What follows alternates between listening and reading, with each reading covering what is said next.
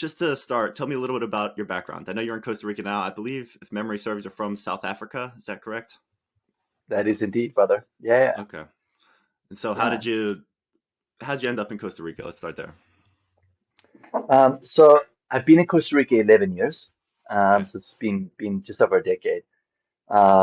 Originally, I was in South Africa. I was, kind of going through life and, not really happy and not in a good space. And so at the time, I was coaching tennis, and I was Gotcha. coaching it to a friend of mine who, he was quite a well-traveled guy. And he's like, "Look, dude, I feel like you need to go like find yourself and you need to go figure your shit out in another country.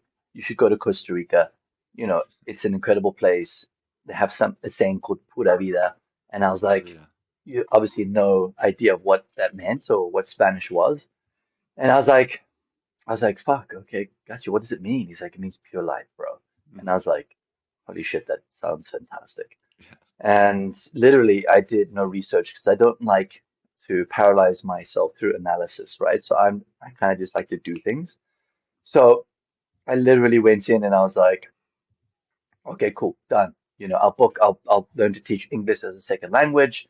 I'd rather be at the beach, not the city. So I ended up being in Samara first and, arriving, they only speak Spanish. I have no idea where I am. There's cows everywhere. And, I'm completely out of my comfort zone. It's like tin shanty style. I was in like the Pueblas Hmm. and I was just outside of my comfort zone so heavily. And that kind of started my integration and my story of just like my more or less my spiritual awakening. Gotcha. Yeah, as someone who's traveled a lot, it's a different kind of loneliness. It really shakes you up when you're in a country where not only do you not have any friends around, but you don't even have anyone you can speak to, and like it's a different kind of reset. And so Absolutely. that this journey that you're talking about, your spiritual journey, tell me a little bit about that. Like, where do you kind of see yourself now on your spiritual